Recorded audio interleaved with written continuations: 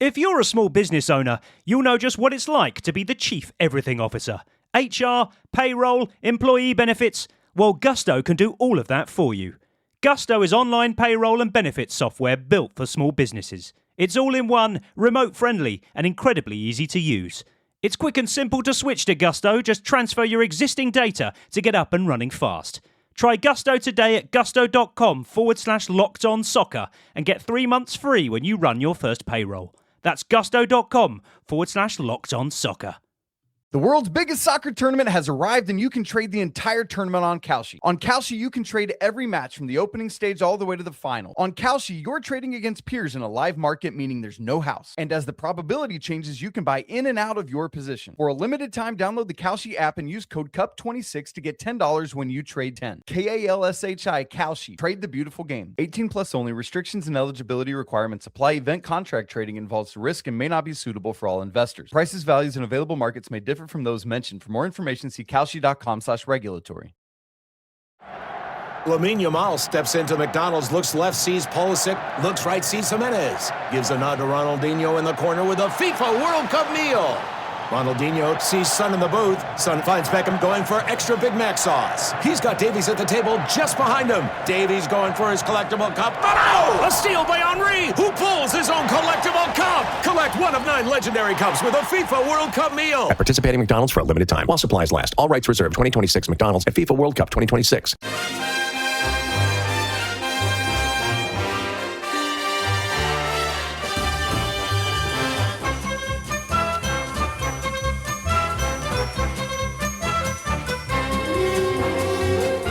Hello and welcome to How We're the Podcast. It's Martin here, and we've got an episode of Roker Rewind for you today where we take a deep dive look into one of the great figures, games, myths, or legends of Sunderland AFC.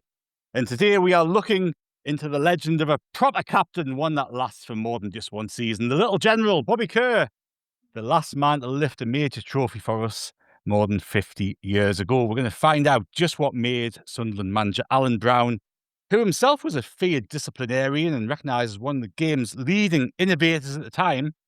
We're going to look at what made him appoint Bobby Kerr as captain, and look at why when Bob Stokoe took over from Alan Brown in 1972, he kept Bobby Kerr as his captain, despite, as we'll find out, Bobby Kerr offering to step down as skipper. I've got Kelvin and Andrew and Chris with me here today, and this is what I love about doing these podcasts, because Kelvin, you saw Bobby Kerr's career at Sunderland unfold, and there's nothing better than hearing firsthand about some of these names like Bobby Kerr. That, you know, me and Andrew and Chris, we have been brought up with those names. We've read so much about them. We've seen little clips of stuff on video, but we never actually saw them play in the flesh. And it's great to hear from people like yourself who saw Bobby Kerr's career unfold and play out at Sunderland. Yeah, he was a marvelous young player. I'd actually been fortunate enough to see him play for the youth team prior to his debut in 1966, and he was just such an eye-catching lion winger at that time. You could tell that he was going to be a great player. 8 stone wet through, 5'4". Yes, one for the little man. I was going to say, it's not too surprising that you liked him, Kelvin. Shut up, go back. Well, we'll delve into all of that very soon. And Chris, we've got Chris Wynn with us as well today. And Chris, we've all read the headlines about Bobby Kerr. Say we've been brought up on images of him lifting the FA Cup in '73. But it's not really until you dig into his story and everything that happened before the cup final that you truly appreciate what that moment must have meant to him, because, you know, Bobby Kerr's story leading up to that and being appointed as Sunderland captain, it's the story of resilience, comebacks from injuries, and a real victory for perseverance and determination, and speaks volumes about him as a character, doesn't it? But yeah, it is. And you know, I was just kind of away in thought listening to you when you were talking to Kelvin, because I've said this repeatedly when we've been talking about some of the legends from Sunderland's past, that it is incredible that we see these famous pictures and we grow up with them, but we just don't know. We don't know the stories. We don't know how they were playing. All I had to go off for a long time was the FA Cup final. That was the only game I really saw in full what type of player he was. But then again, it's out of context in some ways, because you're then thinking, well, that's an FA Cup final. Surely, and you hear these stories of Sunderland raising their game in that cup final. So you think, was that Bobby Kerr week in, week out? Was that the type of player he was? Did we change tactics? Did he have a specific job to do that game, which made it look a bit different to other games? So, that it's great. Again, that we'll hear from Kelvin, of course, but we'll go through kind of, people's books and things like that for sources. But from someone like myself, I'm always fascinated to hear those detailed stories that, I know of players. I can tell my lad about players from, maybe just before even the likes of Darren Bent and things like that, because he's now kind of 13. And so I can tell him about Darren Bent, but I can tell him about little quirks about Darren Bent, maybe that he wasn't so keen on taking penalties or something. And my son might go, oh, bloody hell, I wouldn't have thought that based on, looking at him or looking at his stats. So it's these things where, that on paper, these players might have been, we kind of pulled them up and say they're fantastic, but people who were there day in, day out, week in, week out, watching the lads might go, well, they had their off days, and when they have the off days, it was because of this, or they were coming back because of injury. So it's always brilliant to hear the views of people who were watching the lads every week on some of these players. And then you get to know what the players were really like, not just on their best days, and not of course when they were just lifting trophies for the club. No, that's absolutely right. And yeah, Kelvin's going to share with us a few recollections, I'm hoping, anyway, as we get into this podcast. But we've also got Andrew with us today. And Andrew, like, Bobby Kerr is still a legend at Sunderland. People still talk incredibly fondly about him. He's still, accepted as a genuine legend at the club. And, as we know, he's been living with dementia in recent times, and the Fans Museum have opened the Bobby Kerr Dementia Centre. I think it's open 3 days a week.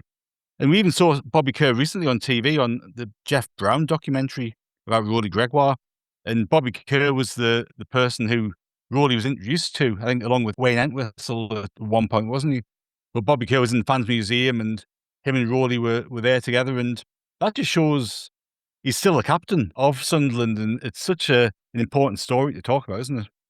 Oh, it is. It's huge, and his legacy, his character is still massive on Weir's side. You're dead right in that. That's a proper leader. That isn't somebody who just wears the armband and shakes the referee's hand at the start of kickoff. Bobby Kerr was just a huge figure, and you could just see just that tiny little clip with Rolly Gregoire. You could just see that Gregoire remembered how Kerr was with him and how he would be one of the few who would, just check in on him and just maybe put an arm around his shoulder and what have you. So just a real leader of men. I'm thrilled. Well, I don't know if thrilled's the right word, but I think it's really touching, really poignant that the Dementia Centre is named after him, and that he's going to continue to be associated with Sunderland for forevermore. I know exactly what you mean, in that it's going to be good to learn from Kelvin about him as a player, because we never got to see that. But just by him continuing to be around the club ever since then, I think we have all seen for ourselves just what a character he is and how he's just a dependable, fantastic bloke. Whenever I do like research into games from when Kerr played, it struck me how many times it wasn't just his energy, it wasn't just his engine up and down the pitch. It strikes me how many times Sunderland were playing badly and he would be the one who would turn it with a touch of quality, or he'd be the man of the match in an otherwise poor performance.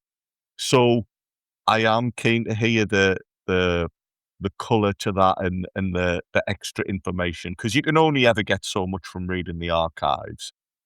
Whatever we learn today, though, I know that by the end of it, we'll still come out of it just thinking that Bobby Kerr's a proper icon of the club, a proper legend, and just a good man, which means a lot. That sounds like such a twee thing to say, but I just the fact that people always remember him as a good bloke is probably speaks more and means more than your achievements on the pitch. No, I think you're absolutely spot on with that. And to start this story, Kelvin, we're going to go back to when Bobby Kerr was first appointed as captain. So, Bobby Kerr was born in 1947. He'd been at the club for a little while, and we'll go back shortly into his early days at the club, because I think they do build the foundations of him as a person and as a player to a large extent. But, when Bobby Kerr lifted the FA Cup in 1973, he was 25 years old, and he'd been appointed as captain only a year before. So he'd only been captain for just over 12 months. So how would that come about? What had happened to get him into the position of captain, and Alan Brown obviously appointing him as captain? He played in a team that at that point that he was made captain, he was playing alongside Martin Harvey, who was the captain. And Harvey had actually played. Harvey was one of the players who was playing on the day Bobby Kerr made his debut. So he had quite a long-standing playing relationship with Martin Harvey. And in actuality, he had quite a good on-field relationship with Harvey as a captain, and a lot of respect for Harvey, both as a player and a person. So he was an influence, I think, on Bobby Kerr, Martin Harvey. A fine player in himself, Martin Harvey, and a very, very good captain in that season. And it was a game against Norwich in March of that year at Carrow Road. We were riding quite high in the table. We weren't quite at the very top of the league, but I think we went into that game in third position at Carrow Road. And Martin Harvey actually scored a goal. The score was once each. Harvey scored a rare goal, but he was injured just coming towards the end of the game and carried off. I was actually at that game. I saw that game and that injury, and it looked a bad injury when he did it. And it was a long-term injury. It was a knee injury that quickly worked out that he wasn't going to be back on the pitch the next week. And Brown had this difficulty. He had a team that were threatening to do something with promotion. They were threatening. There were a couple of teams that were probably better than them at the time, but they were threatening those promotion places. And he had a decision to make. And as you said, you called it right at the start. I mean, I don't think Alan Brown ever did anything on a whim. I think everything would have been looked into, looked upside down, inside out, and he would without any favour to anybody, he would pick the best man for the job. He was quite ruthless like that, I think, Alan Brown. And it was Kerr that he chose to be his captain after that. And Kerr accepts, but I think to put just a little bit of context on that, he had been in the team. He had this long-standing relationship with Alan Brown. He'd been in the team. He was one of the senior players in the team, despite his age as well. I could see why Alan Brown would consider him as he'll have figured when he's looked at who can I make captain, who can we have as skipper. You could see why Bobby Kerr, from the outset, probably would be one of the people he would look at. You'd have to look at the other people that were available as well. And there were people like Jimmy Montgomery, Ian Porterfield. Alan Brown was ruthless, and he would have looked at that list of players. He had Keith Coleman, who'd been the captain of the the youth team and was a highly regarded captain of the youth team. Davy Watson and Dick Malone were in there, two very, very good players, but new-ish to the team. Yeah. So he'll have looked at his options. I think as well that what I know about Alan Brown, I think it would have been important to Brown to have somebody on the pitch who he could trust. And Bobby Kerr, I think he will have been well aware that Kerr had a high regard and respect for Brown. I think we've said before about Alan Brown, there are a lot of players who played underneath him that had a high regard and respect for him, but they might not have necessarily liked him, but they respected him. And I think Kerr was probably in that category as well. So he chooses Kerr. He decides that Kerr will be his captain, and that's how they move forward from to the next game against Swindon. And Kelvin, I know it's different times, and today you see the armband getting chucked around between 2 or 3 people a game sometimes, don't you? But had Bobby Kerr ever captained the side before Brown made him captain in that instance? Not to my knowledge, but something I would have said to you about that even then, people who'd watched him play, people who watched the team week in and week out, he was a talker on the pitch. He was an organizer on the pitch.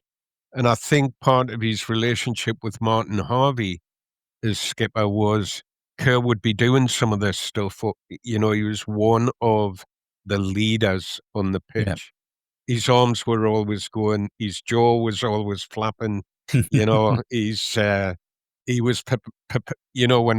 think a lot of people know he was perpetual motion when he played, but it was everything, the arms, the mouth, the pointing, he was just an inspiration. Before he was made captain, I would have said, if he'd never been made captain, I would have said to you from about, you could say that when he first came into the team, he was an inspiration to a team that was struggling when he first came in 1966. So he's just one of those players who takes the pitch and inspires fans as well as his fellow players. He could have bad games, I think he would be the first one. In fact, I'm sure in that book, The Little General, that he wrote, he talks about playing badly and getting stick from the fans in the clock stand, and stuff like that. You were a bit, if you played on the wing, you were a bit close to that clock stand in the main stand. But it does make me laugh how often the clock stand gets a mention. I think there must have been more patient fans in the main stand. Was that not the prawn sandwich brigade? Was it not in the main stand? I'm sure. It was the warm pie brigade rather than the cold pie brigade. And toilets that worked. So, let's not pretend that every game he played he was brilliant. He wasn't. He had his bad days and his bad games, and he definitely went through a period where, because his performance levels were generally so high, when he did play badly, isn't it? It's an unfortunate irony for players that perform at a high level week in, week out. When they have a bad game, we have, or we're any different to any other set of fans, we have fans that will get straight on the back of somebody who normally plays well, who's having a bad game. And Bobby was definitely one of them. But he had an interesting way of dealing with all that. It typified the kind of bloke that he was. I think he wasn't, he was pugnacious, and quite often if he was having a bad game, he'd do something like create a goal or score a goal or just, come up with a marvelous piece of skill. And he's like, you could just about see him running across to the clock stand to give out to the person that was given, the people that are given out to him. He was pugnacious like that. He he was a boy that just never seemed to back down to anybody, you know. It was a really attractive bit of his character, that I think. So he goes into the next game away at Swindon as team captain, and Alan Brown's decided Bobby will be me man on the pitch. Excellent. That's a very good place to take a short break. We'll be back after a couple of ads. Are all batteries the same? That's like asking if all soccer players are the same. Take Messi, the most decorated player ever. Is there any other player who has achieved that? No, just him. Now take Duracell. Is there any other battery with power boost ingredients inside? No, just Duracell. Remember, goats only trust goats because they're built different. And Messi only trusts Duracell. LinkedIn Hiring Pro can't predict the future, but it can help you feel confident about future hires. Because Hiring Pro combines real-time insights and candidate data from the LinkedIn network with the criteria you've set for your role to deliver you a list of top-fit candidates. Businesses who use LinkedIn are 24% less likely to reopen a role in the next 12 months. Hire right the first time with LinkedIn Hiring Pro. Post a free job today at linkedin.com/quality. Welcome back to How We're the podcast for our Bobby Kerr deep dive. And Kelvin was just filling us in before the break of the circumstances around his appointment as captain by Alan Brown in 1972. And Andrew, it's surprising, isn't it, it was surprising to me anyway. I'm not going to assume it was surprising for you, but when you look back on Bobby Kerr being appointed by Alan Brown in 72, we know that this is coming towards the end of Alan Brown's second spell as Sunderland manager. But Brown and Kerr's relationship actually started in Alan Brown's first spell. And, Kelvin talked before the break about Alan Brown needing somebody he could trust, wanting somebody he could trust on the field, and maybe being more inclined to appoint somebody who he could trust on the field as captain. And Alan Brown being the manager who had been there when Bobby Kerr first arrived at the club. I think he was scouted by Charlie Ferguson, wasn't he, and brought to the club as a teenager. That's obviously a key bit of the story, isn't it? That early days where Bobby Kerr was learning to become a pro football player, and Alan Brown was ruling the club. Was a key part. I think the fact that Kerr recovered not just from the odd times you would get stick from Kelvin and his mates in the clock stand. I know he claims he will have been in the boys' enclosure, but I know how we all know the truth, don't we? We all know. Exactly. He's responded to that well. He's not crumbled. He's also responded brilliantly to some horrific injuries that could have very easily finished the career of a player. So I think that type of attitude and determination are the types of things that Alan Brown really recognises and appreciates.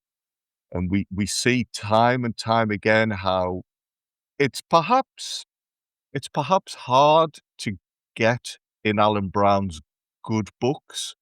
He has had fallings out with different people. There have been members of staff where he's had to cut ties and move them on. But once you're in his inner circle, his inner sanctum or whatever, I think that's you then made. You must have done something to get to that point, and you've really earned his trust. I suspect that Brown saw a bit of himself in Kerr, appreciated those attributes that he had and recognised them. Now, Kelvin mentioned it earlier, Bobby Kerr's scrapbook, which is an excellent book, really good. If you can find a copy of that on eBay or whatever, it's well worth having a look at. Kelvin did a really good job before this pod, just pulling out a couple of interesting quotes from that. It's been a while since I've read the book fully, but this quote here from Bobby Kerr, which refers to later on in his relationship with Brown, I think this said a lot to me. Brown had been a driving force behind a new training centre in Washington. The boss put his heart and soul into that place, and unfortunately, he made sure the players did their bit too. every day after training, he'd have us working up there, mixing concrete and laying paths and such like. So much so that one or two of us even ended up with cement burns. Brown always mucked in though, no matter how menial the task, and on numerous occasions, he'd have us help him go around the perimeter of the training pitches, pulling out these huge nettles. We always wore protective gloves, but not Brownie. He would take delight in pulling them out with his bare hands. Now, that training ground at Washington, we've heard a few times about how it was Alan Brown's baby, and he recognized it was important to have a base where you could give the young talent the best environment to thrive. A few players have remembered that time when Brown had them working up there. And I don't think it was a case of we're short on labour, we can't afford to pay the brickies, we'll get the players to do it. I think Brown was teaching them a lesson and trying to show them the value of teamwork and what have you. But the fact that Brown did that, Brown was clearly a manager who was very much do as I do. He wasn't just do as I say. He was prepared to graft and get stuck in. He led by example. And I think Kerr did that on the pitch. And that's probably the biggest thing that Brown wanted from him. He wanted to know that his captain could be relied upon to not just stand around shouting at his teammates, calling them or having a pop at the referee. He wanted to feel confident that the person out there on the pitch spreading his message, perhaps making in-game tweaks, he wanted to know that that person was of a similar level to him. They were on the same wavelength. And I think those were Kerr's greatest strengths. Absolutely. And the influence that Alan Brown had on Bobby Kerr, Chris, I think there's stories about Alan Brown even influencing Bobby Kerr's fashion sense as well as his footballing ability, isn't it? Yeah. Well, it is interesting with Alan Brown. I find Alan Brown an absolutely fascinating character, and that I've probably said it on a couple of on this week's one. We've touched on some of it, but you know, the fact that you read sometimes that a lot of the fans never forgave him for that first relegation, even though, you know, despite the troubles that were going on at the club and despite everything that was going on, some people just never forgive him the fact that he was the first to drop the club out of the first division. And, you know, when you look at that on paper, you think, God, how did he survive that? And then you look at the seasons after, when we maybe struggled a little bit in Division 2, when he was trying to turn it around and bring some of these young players through, the likes of Bobby Kerr and with a few others.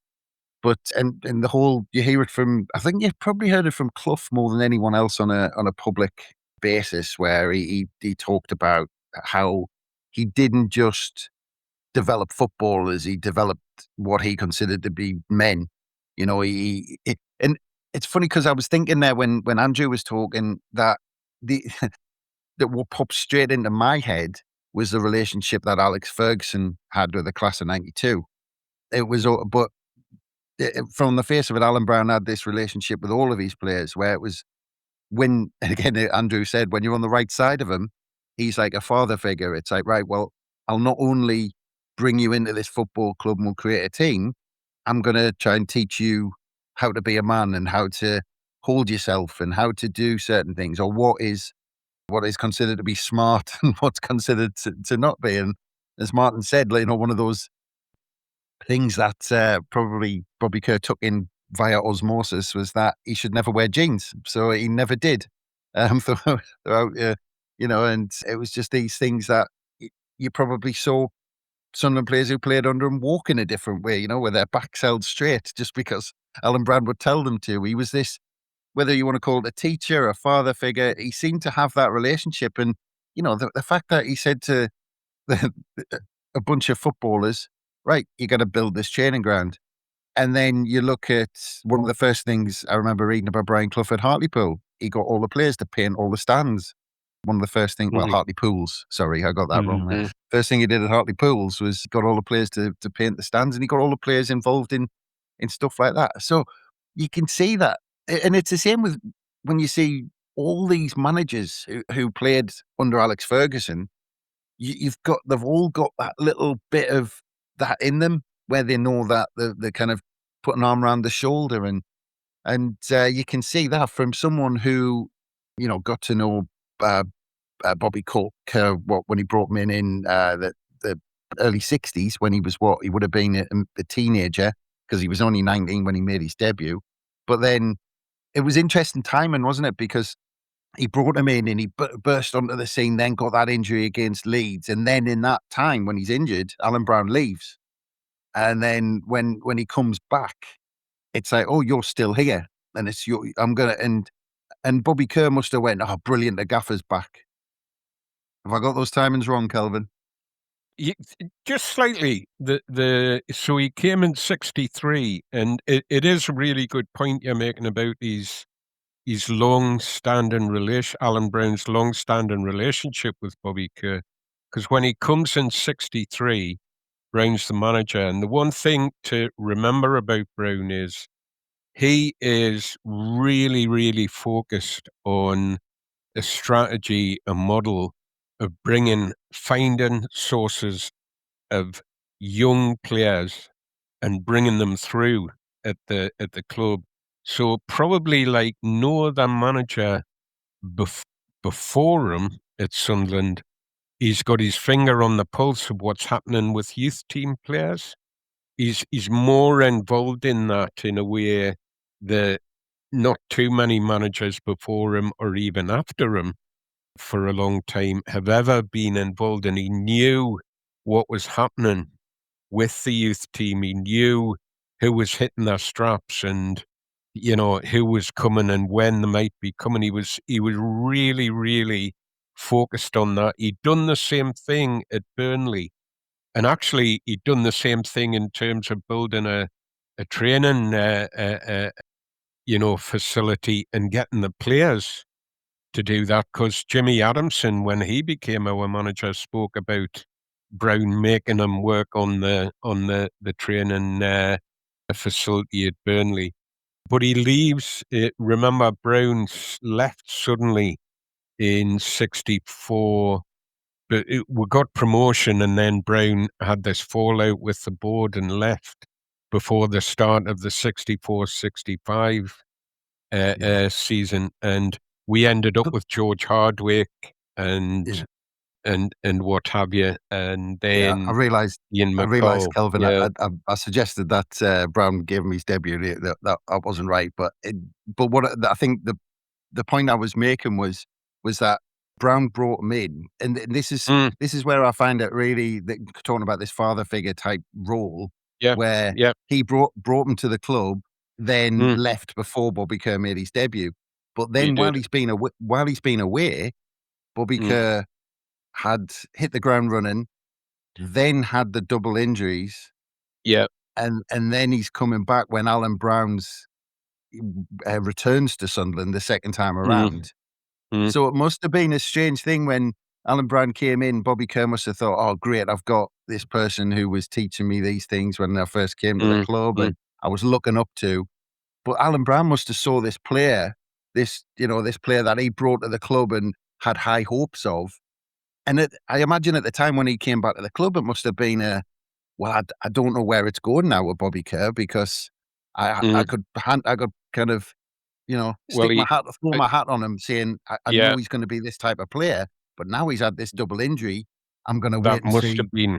It must have been in his thinking when he first came back, because the injuries, he got the double leg break, Bobby, and that was an injury that finished other players. In fact, you don't have to look too far to see players that were finished with a double leg break. Bobby Park, a fine young player who played, who would come in and play alongside Bobby Kerr. He was another brilliant young player whose career was finished by a double leg break. So that at the time that you're right, when Brown came in and he's looking at his squad and he's looking at his young players, he'll have looked at Bobby Kerr and thought there's a real question mark as to whether he's going to make it back. We'll need to see how we go.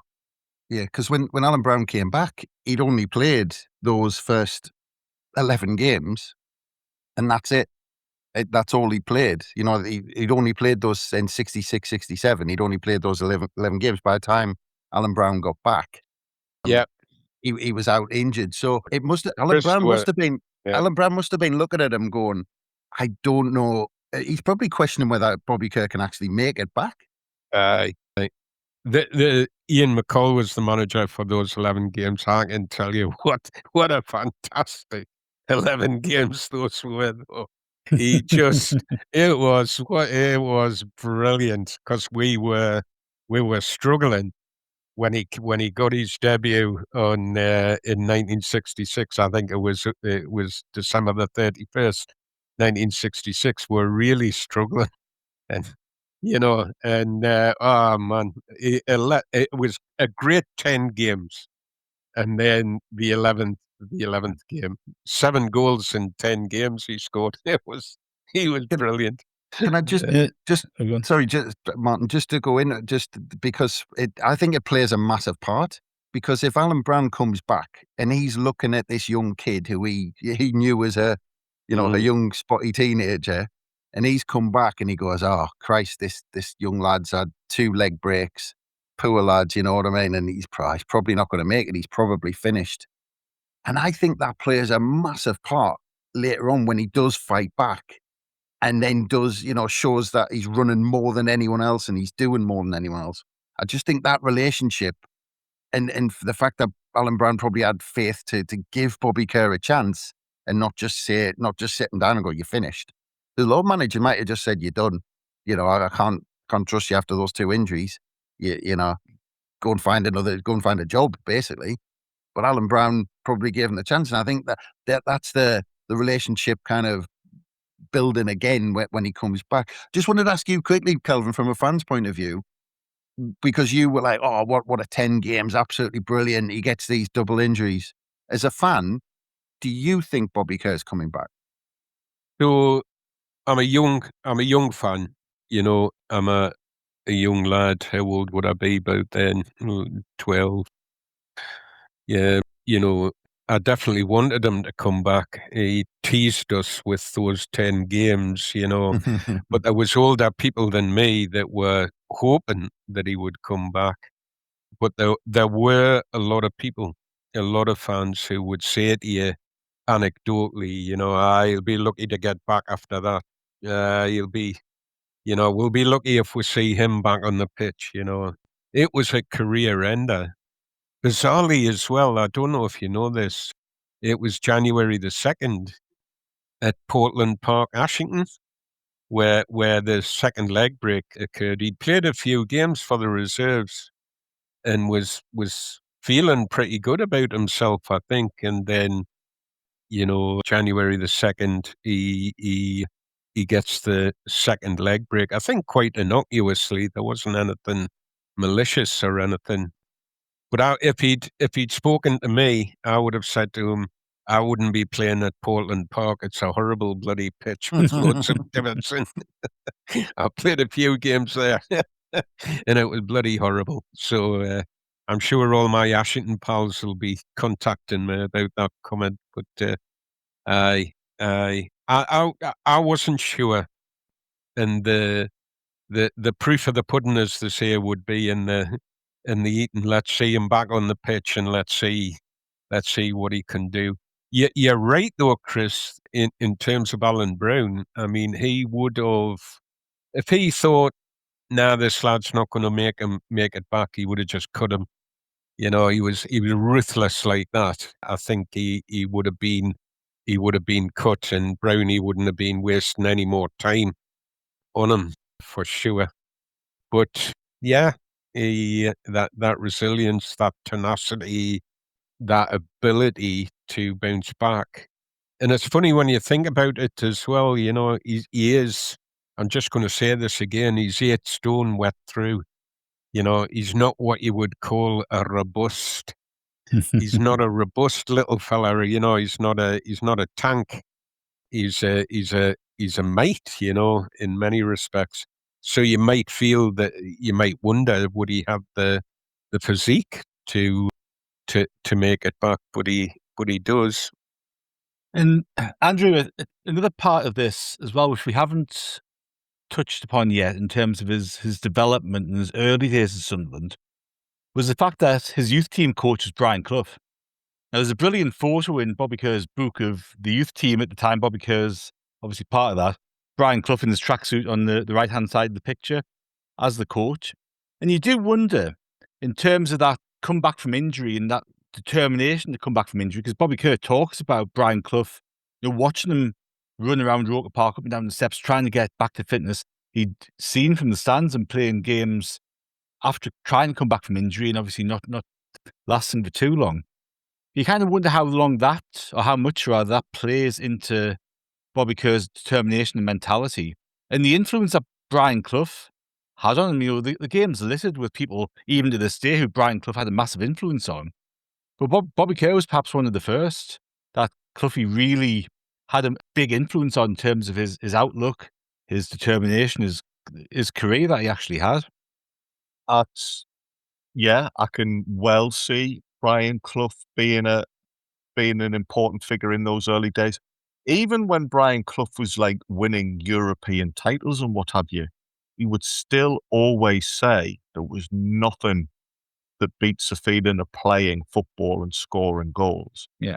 So he could very well have been saying to Bobby Kerr, listen, give yourself every opportunity to make it in this game. If you get knocked down, come back up, just keep fighting. Because, I mean, we saw it in Bobby Kerr. He played for a whole generation. He played until he was old in those terms, back in those days. He was relatively old by the time he retired. So, yeah, it's well believable that somebody like Brian Clough being there and guiding him and giving him that hunger had an influence on him. I also think as well, Bobby Kerr, whenever I've been fortunate enough to meet him or I've heard him speaking, he is like a very positive, bubbly person. He's quite a humorous person as well. We're talking about his relationship with Alan Brown, and maybe Alan Brown could, I don't know if this is unfair, but people saw Alan Brown maybe as a little bit dour, maybe. He was a firm man, he was strict, he was disciplined. I think he maybe had a dry sense of humor when it was appropriate. Bobby Kerr, though, was quite like a lively person and still is. And again, I wonder if somebody like Brian Clough and him did kind of like feed off each other, because Brian Clough was that kind of like sparky type of personality as well. So we we're always the same, aren't we? Whenever us four get together, we always end up talking about Clough and Brown and how all of these people. No, not at all. No. It's Andy Melville hasn't got a mention yet, has he? So that's part two, isn't it? It could be part two, yeah. And Andy Melville's influence on Bobby Kerr's career, yes, a great revelation. I just think that that youth team that Clough spent a little bit of time coaching. If you look at the players in that team, there was some cracking bloody players. Good names, isn't there was some cracking young players. So, whilst Clough's part of the environment, I also think you'll know yourselves, lads. Just we don't have to be professional players to know what it's like to play in a team that's really good, and how that you feed off each other and stuff like that. When you've got the likes of Colin Todd, Colin Suggett, Billy Hughes, Derek Foster, these were really, really John O'Hare, who came from the same neck of the woods as Bobby Kerr. These were really fine players, fine young players to be growing up with. So I think you're right. I think even as a young player coming to the club, he's surrounded by these influences all over the place. that he does seem to hit the ground running when he arrives in 63. He's quickly making, the noises that are coming out about him are really, really positive, and he seems to just embrace the whole surroundings that he's come into. So aye, Clough probably did have an influence on him.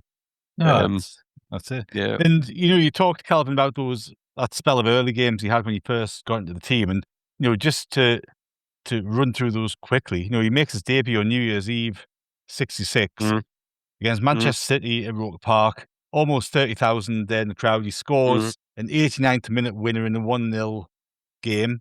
So it's not a bad way to introduce yourself to the crowd, is it? And not a bad first impression for a 19-year-old. He then plays a few other games in quick succession. He gets a goal against Chelsea in his next game at Roker What Park. a bloody goal that was! That was a hell of a bloody goal. A 2-0 win. Sorry, Martin, just before you go through the rest of them, is it all right just to go back to that debut just for 1 second? And just because one thing I'm wondering about, Kelvin, is almost a question of why. Because we're struggling in the first division and a 19-year-old gets chucked in. Is that desperation a little bit? Is that because Bobby Kerr's so good he deserves a chance? Is that because of an injury? I'm not sure if you remember why he actually got that chance. George, it was a last-minute thing. I remember this as being a last-minute thing. George Hurd got injured.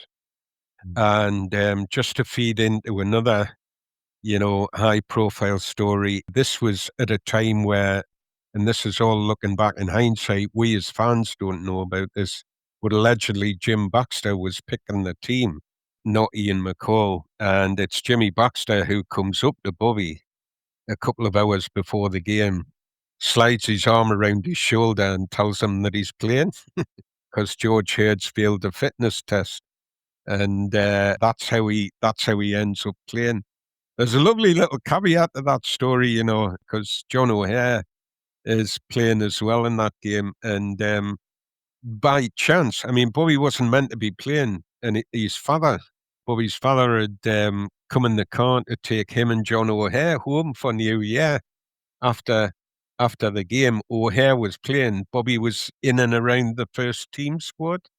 So by chance, his father ended up at the game, not realizing that his laddie was going to be playing, because it was all short notice stuff. So he was there for his lad's debut. And hey, it was a terrible game. City weren't a great team. We were struggling. It wasn't a very good game. But the moment of class was 2 minutes from the end at the Fulwell end. It was like you couldn't have scripted it, really. Fantastic stuff. But that's how he ended up there. He was in and around the first team. I'm trying to think whether we hadn't that long had substitutes, so it was difficult for young players that weren't quite in the first team prior to 65, wasn't it? So he was in and around the first team squad. He was making noises. There were people that knew this lad was going to be a good player. He'd been on the bench a couple of games previously as well, obviously not coming off to make his debut. But yeah. I think apparently that New Year's Eve when he got back home was one that it was a pretty good celebration. I'm not sure Bobby Kerr remembers much of it by all accounts, but it was a pretty good celebration. And if you're talking about scripting things, Kelvin, a few games later, he scored in that game against Man City, scored at home against Chelsea, scored a goal against Liverpool at Roker Park. And we play Newcastle in March of 67. He gets 2 goals against Newcastle in a 3-0 win. It should have been a hat-trick. It should have been a hat-trick. I'll tell you, I'm sure I've moaned about this before all these years later. He scored a perfectly good goal, and it was written he should have had a bloody hat-trick that day, and the score should have been 4-0. And we'd beaten them 3-0 earlier on in the season at Newcastle, and we played great that day. He wasn't playing, but it was an excellent game. This was in the days where people thought, I've joked about this before, when we kept beating Newcastle 3-0, and folk were going, "Oh, beat the Toon 3-0. That's never happened before." When I first went to the derby, I thought we always beat Newcastle 3-0, mate. But he should have had a hat-trick that day, for definite. He was just such a live wire. He was such a live wire when he came into the team. But I have to tell you, and it is something that's important, this, as you look at how his career develops, he was a flying winger. Yeah. He was a forward. He was a flying winger. That's what he was. That's where he was playing out on the wing. Excellent. Well, we are going to leave the Bobby Kerr story there today, and that's part 1 done and dusted. We'll be back tomorrow with part 2 of this story, and who knows where it might lead to. It might lead to Wembley appearances, cups being lifted. Who knows? We'll find out tomorrow, won't we? So all that's left for me to say is thank you very much, Kelvin. Thank you. Thank you, Andrew. Brilliant. Can't wait for the next bit. And thank you very much, Chris. Absolute pleasure, mate. And as I said, we'll be back tomorrow with part 2 of the Bobby Kerr story. So until then, it's goodbye from us.